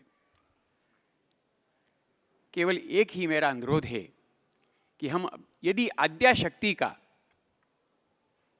आश्रय लें, आद्याशक्ति का मूल आधार गायत्री है। मैं प्रश्न नहीं कर रहा, लेकिन मैं आग्रह करूंगा यदि हम 10 गायत्री भी नियमित रूप से करें तो धीरे धीरे, जो भाई साहब ने, मौसा जी ने कहा, इंट्यूशन होता है, वह इंट्यूशन ही आपको बताएगा आगे क्या करना है। गायत्री को मूल आधार बनाएं। गायत्री यदि हमारे ऊपर अनुकंपा करेगी तो हमारे सारे कार्य सरलता से होते जाएंगे। मैं छोटी अवस्था से ही बच्चों को इसमें लगाना चाहिए। हम जैसा करेंगे, बड़े जैसा करेंगे, वैसा ही बालक अनुवर्तन करेंगे। यद्यत आचरति श्रेष्ठ तत्देवेतरा जनाः। हम अमुक वर्षों के बाद में बच्चों से कहे बड़ों को प्रणाम करो, वो संकोच करते हैं। सुबह जल्दी उठो, रात्रि को जल्दी सो, उनमें आदत पड़ चुकी है। बचपन से ही उनको इस रास्ते पर, संस्कार के रास्ते पर लाएं और गायत्री का आश्रय लें, तो हमारे सारे कार्यों में हमें सफलता मिलेगी।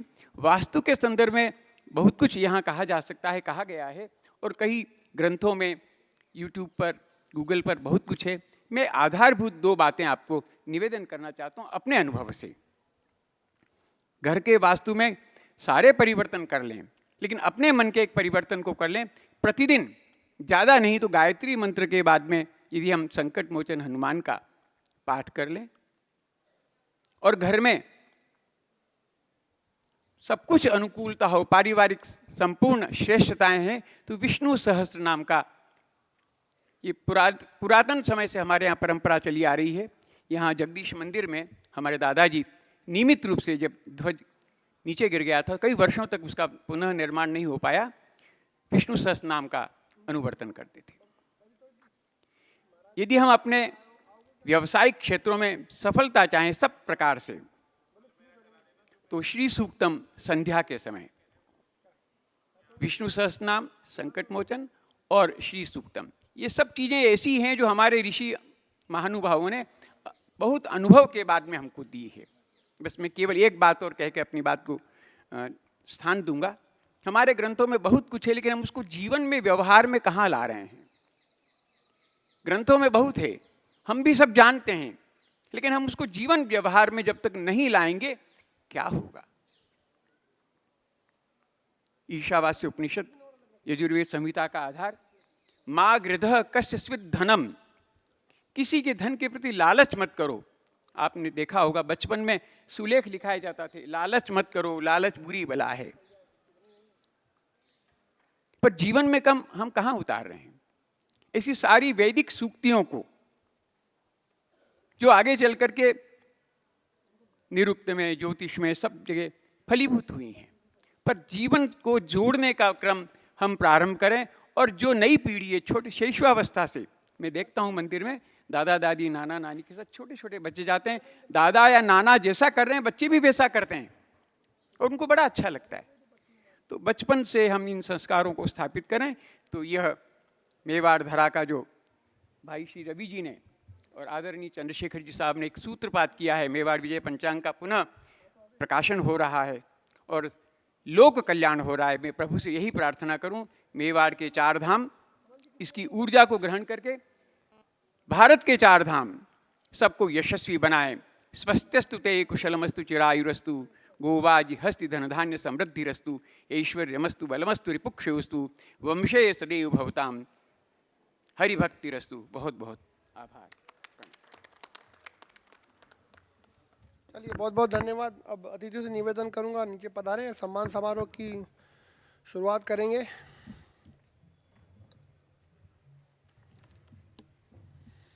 सम्मान के क्रम में मैं हमारे सबसे सीनियर जो उपस्थित हैं यहाँ पे, पंडित चंद्रशेखर जी, आपको मंच पे बुलाऊंगा।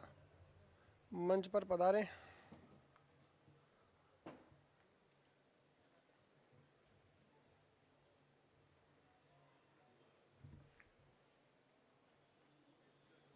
पर हमारा लाइफ टाइम अचीवमेंट अवार्ड देने वाले थे अतिथियों को, उसकी शुरुआत करेंगे। सबसे पहले हमारे पंडित पृथ्वीराज कौशिक जी जो दिल्ली से आए हैं, इनको मंच पे आमंत्रित करूंगा कि सर आप पधारें।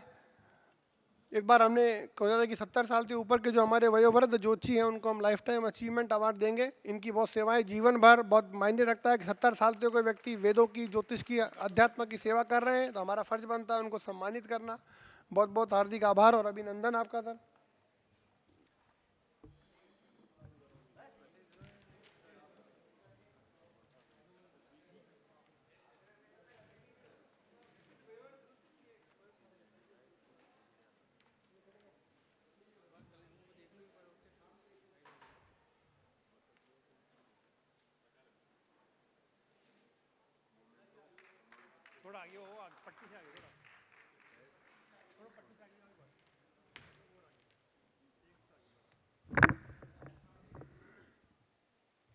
मोसा जी आएंगे, कहाँ गए? सत्यनारायण शर्मा जी।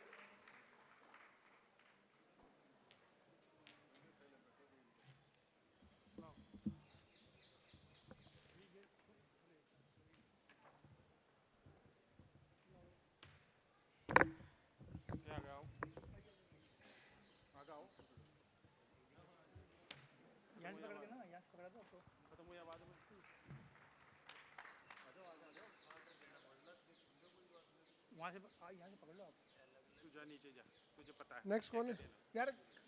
बताओ, पकड़ना पकड़ाओ। आदिज, लिस्ट की जरूरत नहीं है, केवल नाम बोलना है आपको इस पे देख के, और कुछ सामान है मुझे।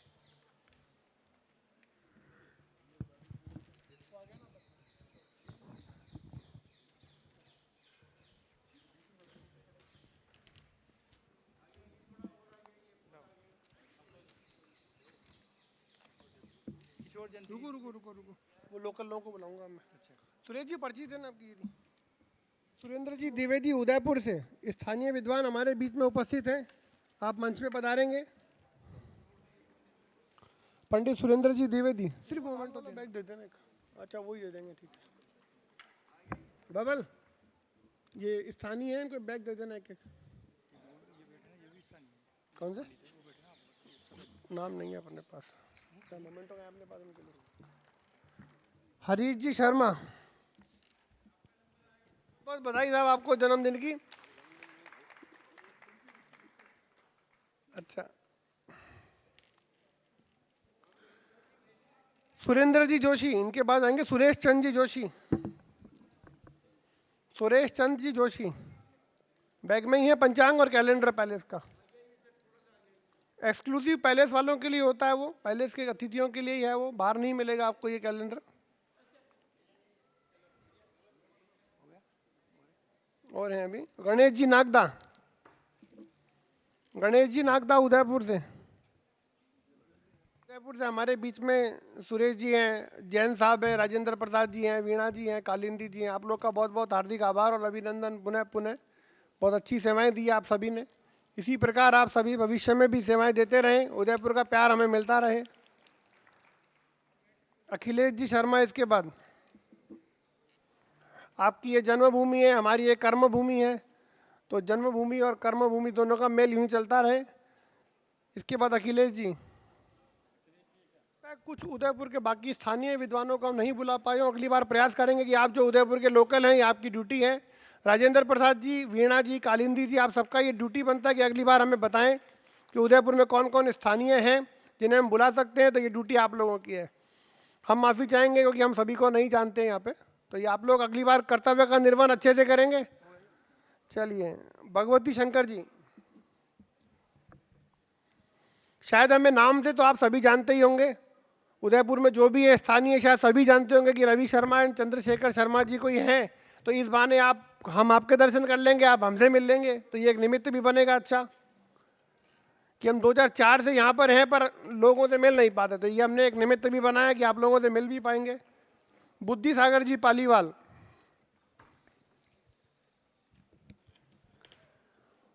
अरे फाउंडेशन वाकई में बधाई का बहुत बहुत बधाई का पात्र है। इसके लिए फाउंडेशन इसी प्रकार हमारा सहयोग करता रहे। स्थानीय सब हो गए, कोई स्थानीय रह गया? सुरेश जी जो आए थे, हो गया, धन्यवाद। चलिए, अब मैं हमारे मीडिया के बंधु को बुलाना चाहूँगा हमारे बीच में। राजदीप चौधरी, आप आएंगे, बहुत अच्छा काम किया आपने, बधाई के पात्र हैं, तालियों से स्वागत करेंगे हमारे मीडिया के भाई राजदीप चौधरी का। ये ज्योतिषी तो नहीं है लेकिन ज्योतिषी से कम भी नहीं है। इनको राजदीप चौधरी आएंगे। अगर किसी का नाम अखबार में नहीं आया है तो इनकी गलती है, और आ गया है तो बधाई के पात्र भी ये हैं। बधाई देनी है या ओलमा देना है, इनको देना है, मुझे नहीं देना है। यही है बधाई के पात्र और यही है ओलमे के पात्र। इन्हीं को ऐसे बधाइयाँ मिलती रहे। बैग ले लीजिएगा राजदीप जी आपका। चलिए, अब आपका स्वास्थ्य ठीक नहीं है तो आप इधर विराजिए। निवेदन, आप सेंटर में आ जाओ। अब मैं सुरेश जी आपसे निवेदन करूंगा, स्थानीय विद्वानों को आप मंच में भेज दीजिए ताकि वो सम्मान में हमारा सहयोग कर सके। तो स्थानीय विद्वानों से हम सहयोग ले लेंगे। सभी स्थानीय विद्वान जो उपस्थित हुए हैं, जो भी वयोवृद्ध हैं, पृथ्वीराज जी अगर आप खड़े रहने का आपका स्वास्थ्य ठीक है तो आप भी मंच में पधारेंगे। कौशिक साहब, रमेश जी, आप भी हमारे लाइफ टाइम अचीवमेंट अवार्डी हैं, वयोवृद्ध हैं, आप भी मंच में पधारेंगे। तो सभी सीनियर वयोवृद्ध लोगों से निवेदन है कि आप मंच में पधारें और सम्मान करने में हमारा सहयोग प्रदान करें। अच्छा, आ गए क्या? तो दैनिक भास्कर से आए हैं, कृपया निवेदन करूंगा। हाँ, हेमंत जी कृपया आप मंच पे बता रहे हैं। हेमंत जी इसमें से कैलेंडर निकालो। हेमंत जी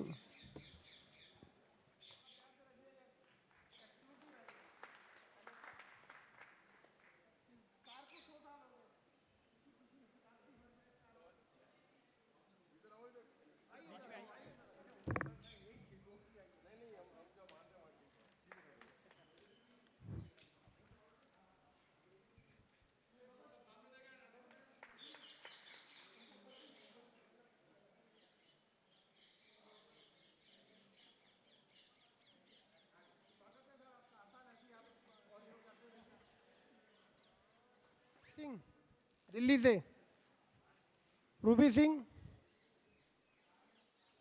सर हेमंत जी बैग ले लिया आपका? हेमंत जी का बैग, इसको उल्टा फोल्ड कैसे फोल्ड किया? इसको नहीं खुल रहे हो तो वो आ सकता है, अभी हमें कोई दिक्कत नहीं है। इनके खुलते नहीं है जूते, खोलने में इनको आधा घंटा लगेगा। कोई बात नहीं, आ जाइए, ये खोलने में समय लगा देंगे। वो पहले ही बता दिया था प्रॉब्लम इन्होंने। जिसके जूते नहीं खुल रहे हैं उसके लिए छूट है, वो पहन सकता है। हेमंत दे दिया उनको बैग, हेमंत जी का।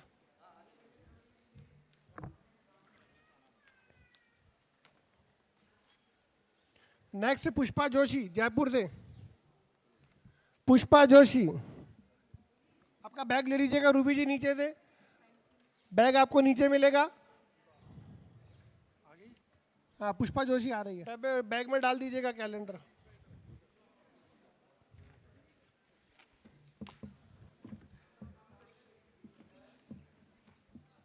इनके बाद राजेंद्र सिंह राठौड़ जी तैयार रहेंगे।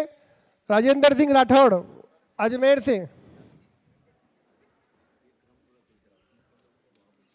अच्छा सर आप तो उधर पधारिए, उधर जगह खाली है, इधर से ज्यादा हो गया कैमरे का एंगल डिस्टर्ब बड़ा बस। लो इनके बाद ओम प्रकाश शास्त्री जी तैयार रहेंगे। राजकुमार त्रिवेदी जी आपका रह गया था क्या? आपका आ गया? हाँ आपका मोमेंट बुलाता हूँ। उस आपने उस समय ले लिया था ना, बाकी ले लिया था ना। चलिए महेंद्र नाथ जी और राजकुमार जी आपका उस समय मोमेंटो देना रह गया था, तो आप एक बार पधारेंगे मोमेंटो के लिए। ओम प्रकाश शास्त्री जी, ओम जी फोन उठाएगा। महेंद्र नाथ जी मुंदड़ा, इनका मोमेंटो रह गया था उस समय, इनको हमने जल्दी सम्मानित कर दिया था। एक और दो।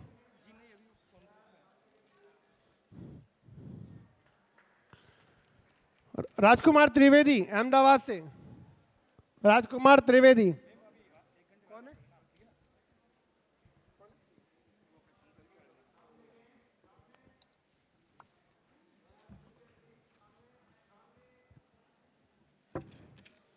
इसके बाद ओम प्रकाश शास्त्री जी आएंगे मंच पर। इसको चाहो तो नीचे रख दो ना, हटा के हटा दो इसको। रुको रुको रुको रुको, इसको हटा के दे दो माइक वाले भैया को, जगह खाली होगी। ओम प्रकाश शास्त्री, ओम जी का दो, ओम जी का दामोदर जी का दो, ये वाला दो। ओम प्रकाश शास्त्री। इनके बाद दामोदर बंसल तैयार रहेंगे। दामोदर बंसल, दामोदर बंसल जी मंच पे आएंगे।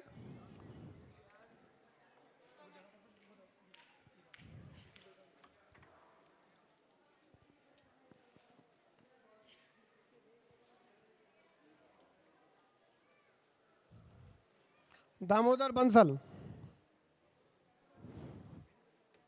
आगे आगे, दामोदर जी का दो, दामोदर जी का दो पकड़ाओ। इसके बाद प्रमोद तिवारी जी तैयार रहेंगे। प्रमोद तिवारी दिल्ली से।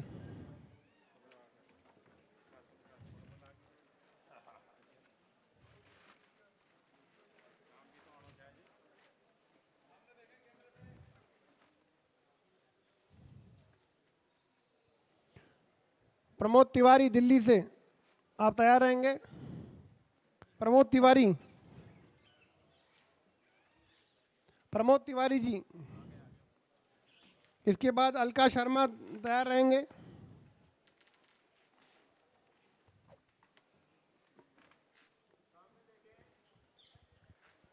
अलका शर्मा,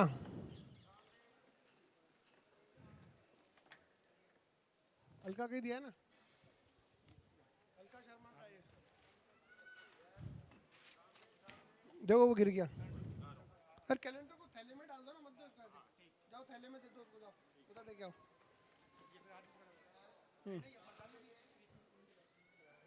किन के लगा रखे हैं क्या? रुक जाओ रुक जाओ। क्या बाद आरपी जैन उदयपुर से? नहीं नहीं इसमें से हटा देंगे। नेक्स्ट सुरेश त्रिपाठी, सुरेश जी त्रिपाठी उदयपुर से।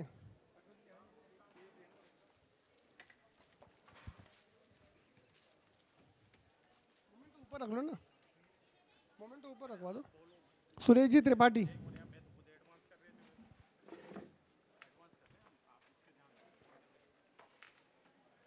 सुरेश जी त्रिपाठी उदयपुर से।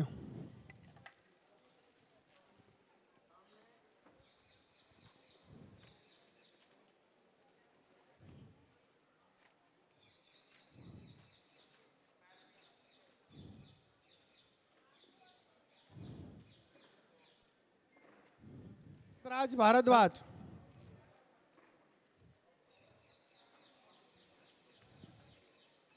नंबर है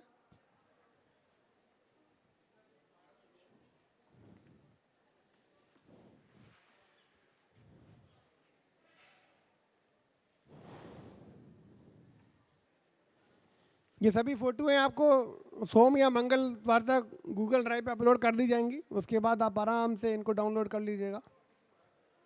और गीतू नरियानी,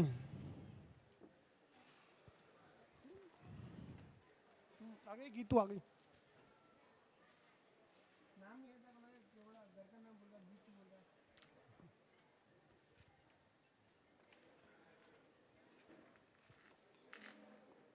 गीतू नरियानी मध्य प्रदेश से हैं हमारे बीच में। तालियां तो बजा दो, कंजूसी क्यों करते हो?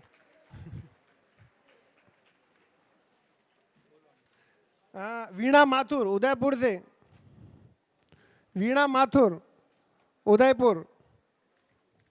मंच से आप उतरेंगे नीचे। क्या हुआ? ओवरलोड है। चलो कैलाश चंद माथुर, इनके कैलाश चंद शर्मा अजमेर, कैलाश चंद शर्मा अजमेर से पड़ेगा। सर्दी का मौसम में हाथ रगड़ोगे ना तो हाथ गर्म हो जाएंगे। चलो रजनी शर्मा, उसके बाद रजनी शर्मा आएंगी अजमेर से। रजनी शर्मा,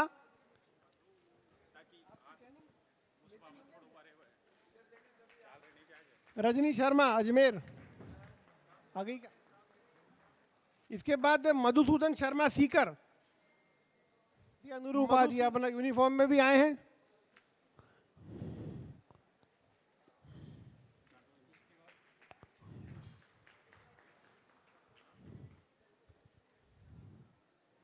सर अपने क्लाइंट का भी जन्म पत्री देख लेते होंगे, केस जीतेगा कि हारेगा।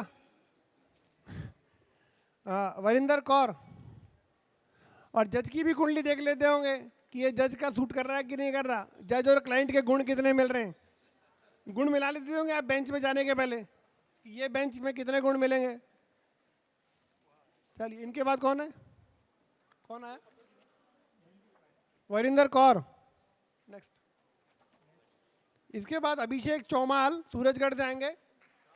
अभिषेक चौमाल,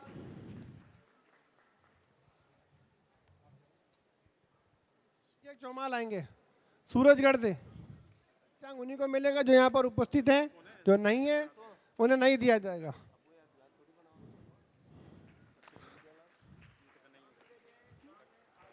इनके बाद अनिल कुमार शास्त्री आएंगे। अनिल कुमार शास्त्री जयपुर से।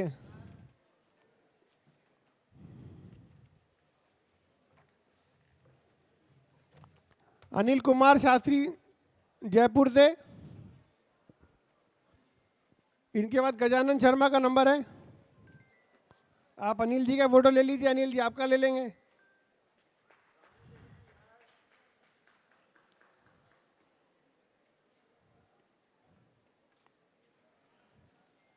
अनिल कुमार शास्त्री जयपुर से। इनके बाद गजानंद शर्मा सुजानगढ़ से। गजानंद शर्मा सुजानगढ़। लंच हमारा 1 बजे है, अभी हमारे पास आधा घंटा है, तो इधर उधर मत होइएगा, लंच के लिए रुकिएगा 1 बजे। इनके बाद सचिन कुमार दिल्ली से। सचिन कुमार दिल्ली, आप तैयार रहेंगे इनके बाद।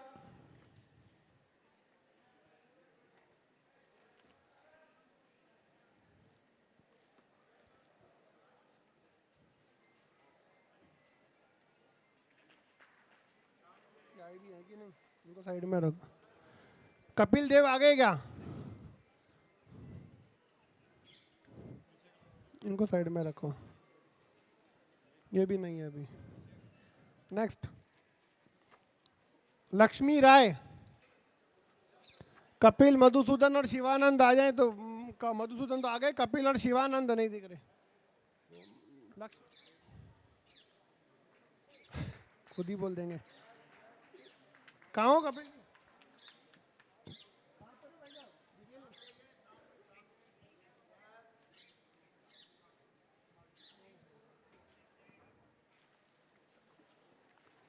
डॉक्टर मनोज कुमार गुप्ता जयपुर।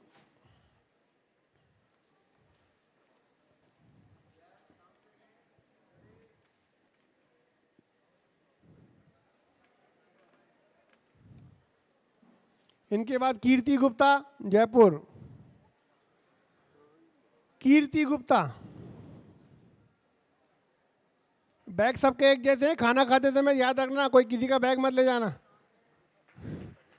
अपना अपना नाम लिख लो बैग पे। इनके बाद प्रणय कुमार दास रायपुर। प्रणय कुमार दास रायपुर से हमारे बीच में है। रायपुर छत्तीसगढ़ से प्रणय कुमार दास। प्रणय कुमार दास छत्तीसगढ़।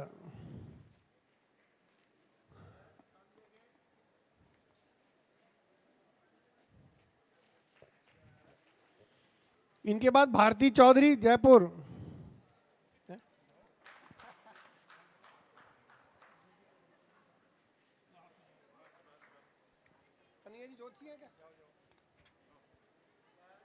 बाद में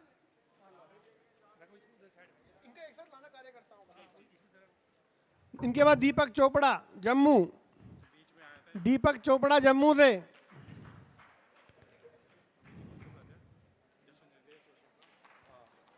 सबसे ज्यादा शायद कल जन्म पत्रियां इन्होंने ही देखी होगी, पूरा रिकॉर्ड इन्हीं के नाम है। बहुत बहुत बधाई आपको, कल आपने शायद सबसे ज्यादा जन्म पत्रियां देखी है, सबसे ज्यादा लोगों को आपने फ्री किया है। इनका वो मोमेंट तो देना चोपड़ा जी दूसरा वाला। ये नहीं, दूसरा वाला, दूसरा वाला। चोपड़ा जी के लिए एक फाउंडेशन की तरफ से भी कुछ स्पेशल है, हम आपको दे रहे हैं सर। आपके लिए फाउंडेशन की तरफ से कुछ स्पेशल भी दिया गया है हमको, वो हम आपको उपलब्ध करवा रहे हैं। आपको नहीं नहीं लो लो नहीं नहीं नहीं ठीक है ठीक है। आपको लग रहा होगा फाउंडेशन आपको नहीं देख रही है कि आप कंसल्टेंसी दिए कि नहीं दिए, उनका एक एक पूरा पैरा नज़र था आप पे, और उन्होंने हमें कुछ नाम दिए और उन नामों के अनुसार कहा कि इन सब का विशेष सम्मान किया जाए, तो वो भी किया जा रहा है। एक एक आदमी को उन्होंने लिस्ट बना के जो हमें लिस्ट उपलब्ध करवाई। भाविन देसाई।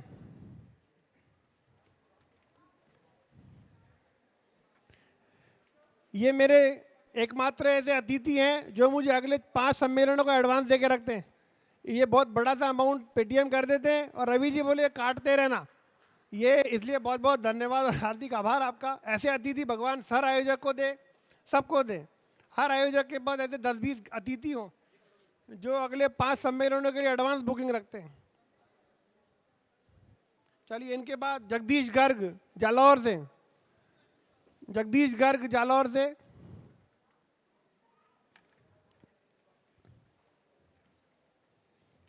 इनके बाद जगदीश गर्ग जी जालौर से हमारे बीच में आ गए। इनके बाद अजिंक्य अविनाश नलोले पुणे महाराष्ट्र से आप हमारे बीच में आए हैं। इनके बाद आपका नंबर है। अजिंक्य अविनाश नलोले, पहली बार आप हमारे बीच में आए हैं, बहुत बहुत धन्यवाद, हार्दिक आभार आपका, इतना दूर से आप आए हैं। अजिंक्य अविनाश नलोले।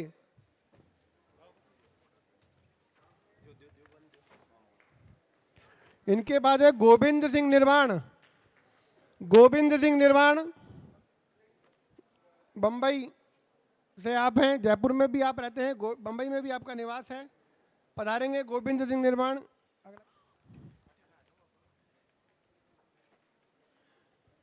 गोविंद सिंह निर्वाण के बाद कालिंदी पुरोहित उदयपुर से, आपका नंबर है अगला, आप तैयार रहेंगे मंच के नीचे।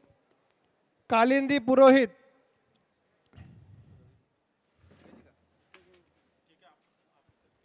इनके बाद मोती सिंह राजपुरोहित। बबल से पूछो, बबल वो मुकेश जी का एक था ना जुलाई वाला, उनका कहाँ है? अच्छा अच्छा, अरे सर प्रणाम। नीरज जी आप मंच पे आइए। कहाँ नीचे? नीरज जी का ही कर देना। नीरज जी सर से निवेदन है, आप मंच पे बता रहे। नीरज जी का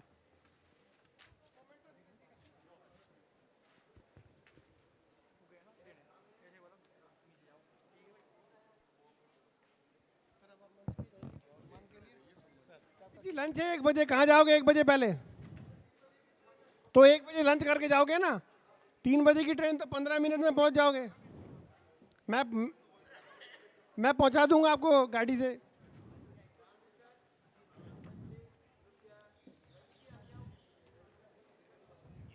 नीरज जी से मोहनलाल सुखाड़िया, विश्वविद्यालय उदयपुर में आप संस्कृत विभाग के अध्यक्ष हैं, और हमारा उदयपुर में पहला सम्मेलन इन्हीं के साथ हुआ था। बहुत बहुत तालियों से स्वागत, हार्दिक अभिनंदन आपका। डॉक्टर सुदेश शर्मा दिल्ली से आएंगे। आ गए? आ गए। इनके बाद हरी शर्मा जी दिल्ली से, आप तैयार रहेंगे। डॉक्टर हरी शर्मा दिल्ली। आज सभी के लिए दाल बाटी चूरमा स्पेशल बनाया राजस्थान का, सभी पर वेट करें, कहीं जाए नहीं, सम्मान के बाद लंच करेंगे साथ में।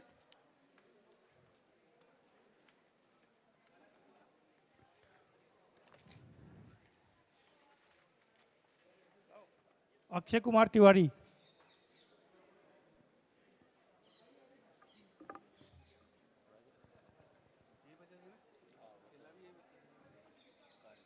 इनके बाद आएंगे अक्षय कुमार तिवारी।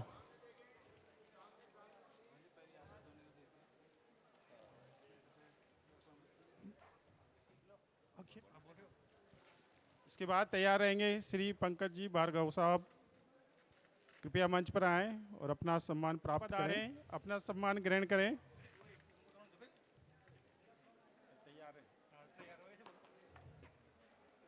श्री पंकज जी भार्गव साहब।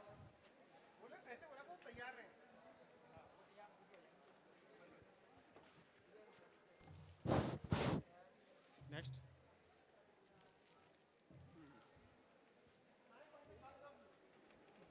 चलो रख दो। पंकज भार्गव जी कहाँ पर हैं?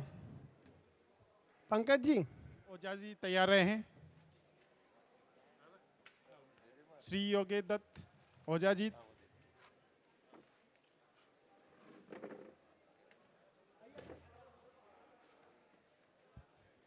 योगेश जी ओझा अभी सामने तो खड़े थे।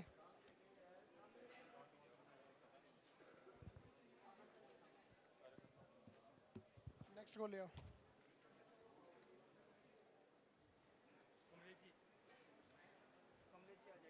माँ जी क्या सर? वो खत्म हो गई तो इतनी आई थी। ये कपिल जी नहीं है। राकेश कुमार शर्मा। हाँ कहाँ हो सर? योगेश जी आ गए। योगेश जी आ गए। हाँ योगेश दत्त ओझा जी। योगेश ओझा जी आ गए ना?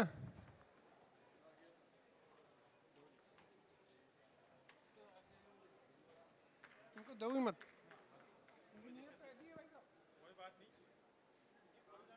नियत इनकी ऐसी है, आपका सोच रहा हो, ये नियत अच्छी रख रहे हैं आपको लेके। नहीं रुको पहले आपका करेंगे यार। ये तो परितोष कुमार जी दे, पकड़ा पकड़ा। परितोष कुमार।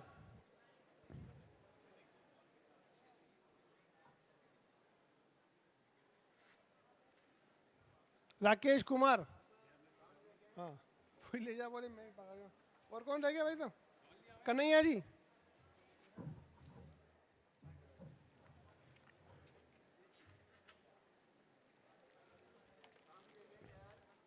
मोमेंटो भी दो कन्हैया जी के लिए।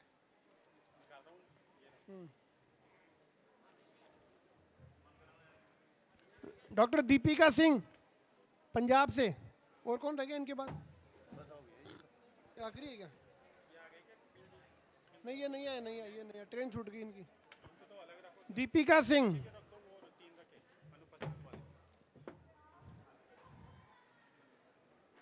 कोई ऐसा हो जो यहाँ पर, हेलो दीपिका सिंह, कोई रह गया क्या? किसी का रह गया क्या? किसी का रह गया क्या यहाँ पे? किसी का नहीं रहा ना? करूँगा, 2 शब्द देखकर हमारा मार्गदर्शन करें।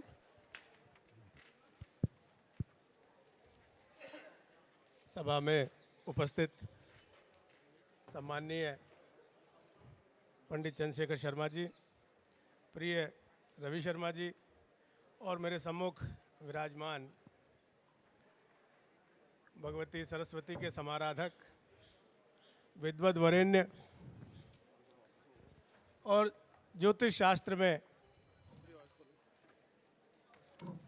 इस शास्त्र की महोदधि में निरंतर अवगाहन करके इसके रत्नों को अन्विष्ट करके लोक कल्याण के लिए समर्पित करने वाले सभी ज्योतिषी महानुभाव, ये बहुत हर्ष और गौरव का विषय है कि उदयपुर में लगातार दूसरी बार संस्था का आयोजन संपन्न हो रहा है। असल में शास्त्र शब्द जो है उसका अभिप्राय है विधि और निषेधों की व्यवस्था देना, करणीय कार्य में प्रवृत्ति हो और अकरणीय कार्य से निवृत्ति हो, इसका जो उपदेश देता है, मार्ग दिखाता है, उसे शास्त्र कहते हैं।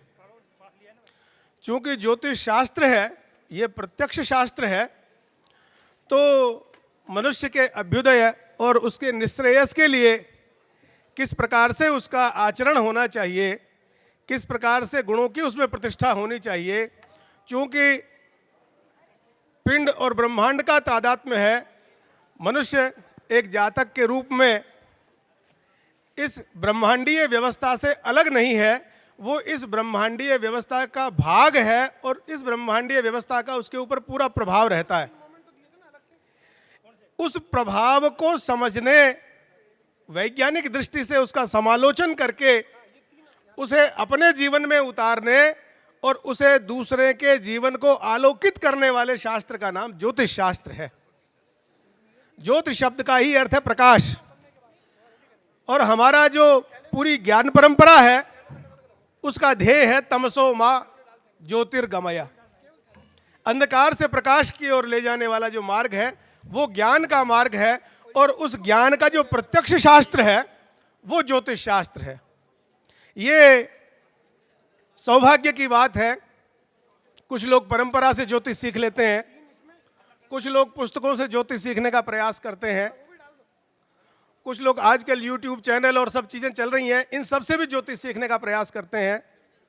लेकिन यहाँ जितने नवोदित ज्योतिषी हैं उनसे भी मेरा अनुरोध है, और जो सब पारंगत लोग हैं वो तो सब जानते ही हैं, इस शास्त्र का संबंध जितना ग्रंथों से है, जितना पोथी पन्नों पांडुलिपियों से है, उससे अधिक परंपरा से है, और जितना अधिक परंपरा से है उतना अधिक साधना से है। यदि व्यक्तिगत जीवन में शुचिता, व्यक्तिगत जीवन में साधना का तत्व नहीं है तो ये शास्त्र आपको फलीभूत नहीं हो सकता है। जिस तरह से और प्रोफेशनल लाइफ में लोग दुकानदारी करते हैं, एक दुकानदार के रूप में जरूर आप कोई सेलिब्रिटी ज्योतिषी कुछ हो सकते हैं, लेकिन एक साधक के रूप में इस शास्त्र से आप जो कुछ अर्जित कर सकते हैं उस बहुत बड़ी संपदा से आप वंचित रह जाएंगे यदि साधना का पक्ष कमजोर रह गया तो। इसलिए जो कुछ आप अपने यजमान को या अपने क्लाइंट को दिला सकते हैं, यदि आप में यह सामर्थ्य है, सबसे पहले वो आप अपने लिए अर्जित नहीं कर सकते, किस स्थिति में आप अपने लिए अर्जित कर सकते हैं, क्योंकि ये सारा शास्त्रीय बलाबल जो कुछ हम इस शास्त्र में पढ़ते हैं, जो कुछ हमारे पूर्व ऋषियों ने, आचार्यों ने कहा है, उसे हम सबसे पहले अपने पर देखें। हम ये देखें कि इस शास्त्र के द्वारा हम अपने व्यक्तिगत जीवन में अभ्युदय और निश्रेयस, जितना अधिक अभ्युदय उससे अधिक निश्रेयस कैसे प्राप्त कर सकते हैं। यदि आत्मकल्याण नहीं कर सकते तो लोक कल्याण की अधिकारता समाप्त हो जाती है। जो व्यक्ति स्वकल्याण कर सकता है, आत्मकल्याण कर सकता है, वही लोक कल्याण करने के लिए सन्नद्ध हो सकता है। जो अपनी संवेदना नहीं समझ सकता वो लोक संवेदना का ख्यापक नहीं हो सकता है। इसलिए हमारी परंपरा में जो हमारे साधक हुए, जो पूर्वज हुए, जिन्होंने शास्त्र को ग्रंथों से अधिक अपने लिए साधना के रूप में ग्रहण किया और उसके द्वारा उन्होंने न केवल आत्मकल्याण किया, परमात्मा भाव को प्राप्त किया, अपितु उन्होंने लोक जन को, भले ही उनकी जन्मपत्री में वो योग था कि नहीं था, लेकिन उन्होंने यदि अपने मुंह से कह दिया तो काल उस घटना को घटित कर देता था। क्या सामर्थ्य उनके भीतर थी, वो सामर्थ्य शास्त्र से नहीं आ सकती, वो सामर्थ्य केवल साधना से आ सकती है। इसलिए आप सभी से मेरा ये अनुरोध होगा, विनम्र निवेदन होगा कि हम इस शास्त्र को उस दृष्टि से पढ़ें जिस दृष्टि से ये शास्त्र हमें परंपरा से प्राप्त हुआ है। आप आधुनिक समालोचना, आधुनिक समीक्षा की दृष्टि इसमें जरूर लेकर के आए, क्योंकि युग बदल चुका है और जो हमारा शास्त्र है, रोशनी तो उतनी ही कारगर है जितनी भूतकाल में थी, उतनी वर्तमान में, उतनी भविष्य में कारगर होगी। लेकिन परिस्थितियां, देश काल परिस्थितियां बदल गई हैं। इन चुनौतियों के साथ हमारा शास्त्र कितना उपयोगी लोक कल्याण के लिए हो सकता है, इस दृष्टि से हमको कार्य करना चाहिए। और बहुत कुछ अभी जानना शेष है, उसको जानने के लिए हमें संकल्पित होना चाहिए, क्योंकि स्वाध्यायात् मा प्रमदः, ये शास्त्र का सिद्धांत है। आपने कुछ भी पढ़ा हो, लेकिन स्वाध्याय से प्रमाद कभी नहीं करना है। निरंतर अध्ययन कीजिए, निरंतर साधना कीजिए, ये और अधिक अमृत तत्व आपके जीवन में प्रदान करने वाला शास्त्र है। इन्हीं भावनाओं, शुभकामनाओं के साथ सभी के चरणों में बहुत बहुत प्रणाम। धन्यवाद।